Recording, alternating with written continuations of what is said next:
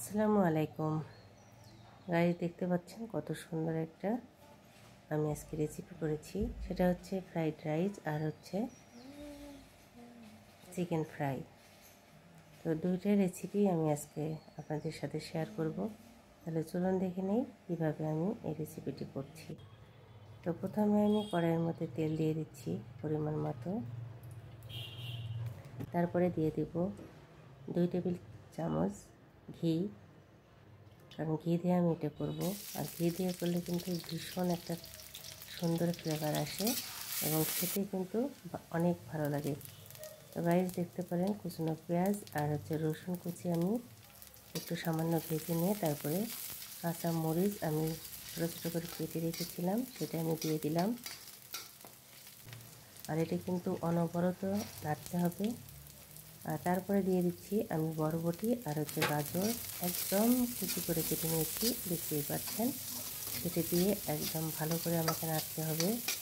আমার ভালোবাসার ভাই ও বোনেরা আমার রকমারি চ্যানেলটা অবশ্যই সাবস্ক্রাইব করবেন।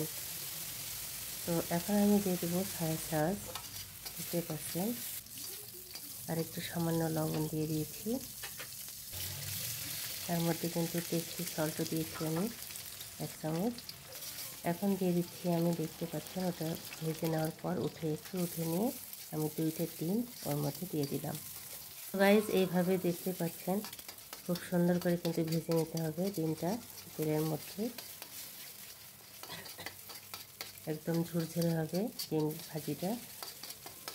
তারপরে আমি ওর সাথে মিক্সড করে দেবো, একবারে মিক্সড করে এরকম একটু ভেজে নেব। তো গাইস, চুলার জালটা কিন্তু হাই করে দিতে হবে আর অনবরত কিন্তু এটা নাড়তে হবে। নাড়াটা কিন্তু থামানো যাবে না, মানে একটু একটু করে সব কিছু দিতে হবে আর এইভাবে নাড়তে হবে। তো এখন আমি দেখতে পাচ্ছেন 3 টেবিল চামচের মতো আমি টমেটো সস দিচ্ছি,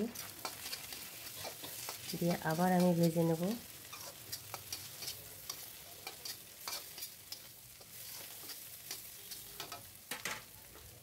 এখন আমি দিয়ে দেব ওর মধ্যে 1 টেবিল চামচ চিনি।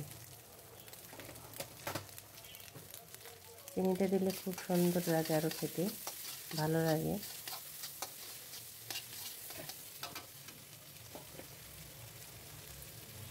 রাইস এখন আমি দিয়ে দিচ্ছি সাদা গোলমরিচের গুঁড়ো 1/2 চামচ, সেটা দিয়ে দিলাম। দিয়ে আবার আমি নেড়ে নেব। আর রাইসটা কিন্তু আমি আগে থেকে সিদ্ধ করে আধা ঘন্টার মতো ফ্রিজে রেখেছিলাম ঠান্ডা হওয়ার জন্য।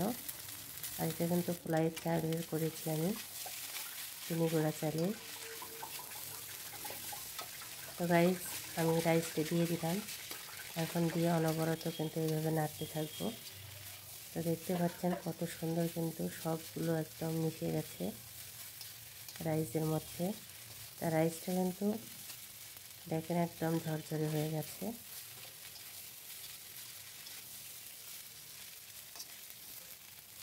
তো রাইস আমার কিন্তু হয়ে গেল ফ্রাইড রাইসটা। এখন আমি চিকেন ফ্রাই করার জন্য চলে আসলাম। দেখতে পাচ্ছেন তেল গরম করতে দিয়েছি কড়াইয়ের মধ্যে। এখন আমি একটা একটা করে চিকেন ওর মধ্যে দিয়ে দেব। আর আগে থেকেই কিন্তু আমি ম্যারিনেট করে রেখেছি এই চিকেনটা, সব কিছু দিয়ে, সব মশলা দিয়েই কিন্তু আমি ম্যারিনেট করে রেখেছিলাম।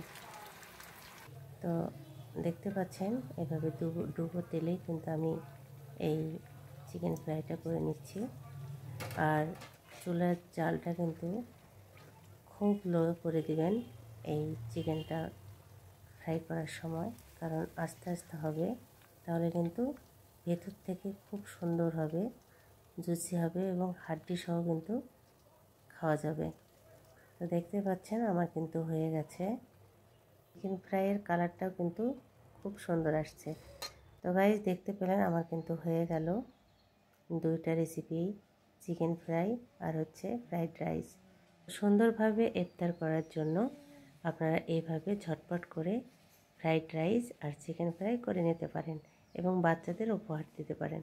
তো আজকের মতো এখানে বিদায় নিচ্ছি। আল্লাহ হাফিজ।